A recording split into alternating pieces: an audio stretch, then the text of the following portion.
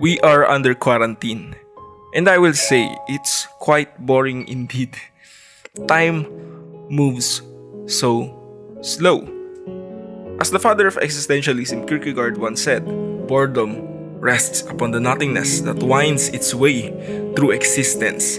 Its giddiness, like that which comes from gazing down into an infinite abyss, is infinite.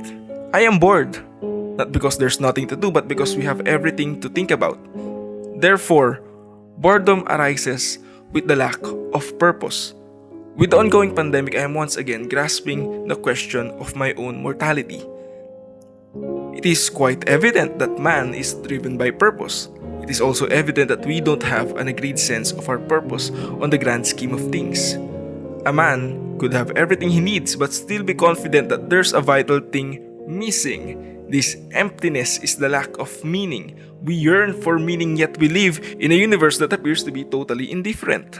The world doesn't care about your welfare or life. It just is. You can see a clear contradiction here. Our expectations to gain in life and what we fundamentally receive. This contradiction is absurdity. We can't create a perfect society, nor can we see the grand end purpose of life. So, the question arises, can we be happy in this universe, given its meaninglessness and futility? Happiness is a thing that we pursue for happiness' sake. But the problem arises because we think that if I do, buy, finish, completed, created something, then I would live happily ever after.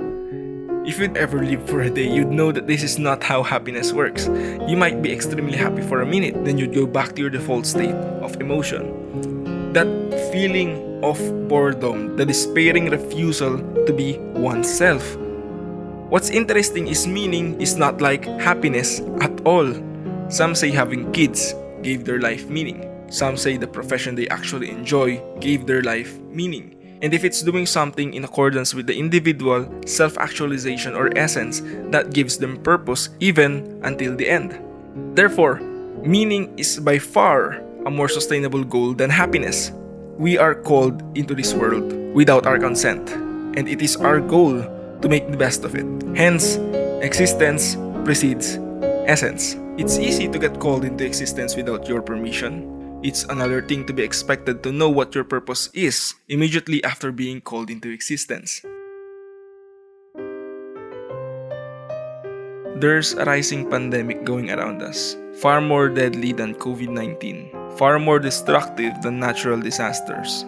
It kills 800,000 of us each year, but it only takes one of us at a time. We met these people, some of them very clever, some of them very artistic, some of them are happy, but all of them are experiencing anguish, despair, and forlornness. Forlornness is the awareness of God's non-existence, or at the very least, non-involvement. Anguish is the realization of our own freedom, to know that we are the sole controller and responsible for our life and our actions. This then leads to a lack of hope, despair, being lost in this world, not knowing the consequences of our actions. Some of us decided to end life, to cease to exist. It is because they've stared at the abyss and concluded that with this indifferent universe, full of suffering, full of pain, there's no longer a point in living. I propose a different perspective on this universe. For some of you who don't know, I am suffering from insomnia, where seconds turns to minutes into hours, and I will wake up feeling like I haven't slept at all. When I can't sleep, because the abyss is calling me and staring me in the eyes, telling me that we are all going to die, I keep in mind that whatever happens, I am part of the bigger picture.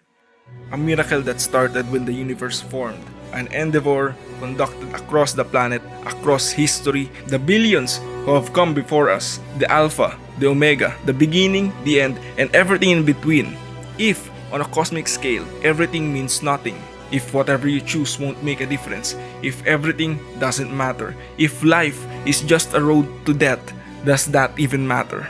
It took the universe 14 billion years to create us. Just being alive in the first place is absurdly amazing.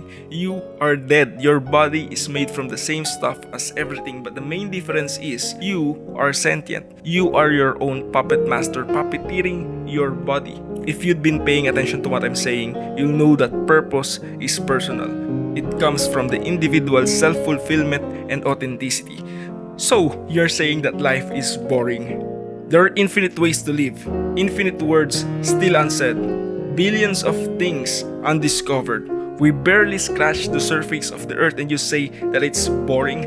You are matter that's awake and you will say that life is not interesting. Life is absurd, but the one thing it is not is boring. To be honest with you, no one has a clue on what we're doing here. Not the smartest, nor the most devoted, nor society. And that is terrifyingly amazing.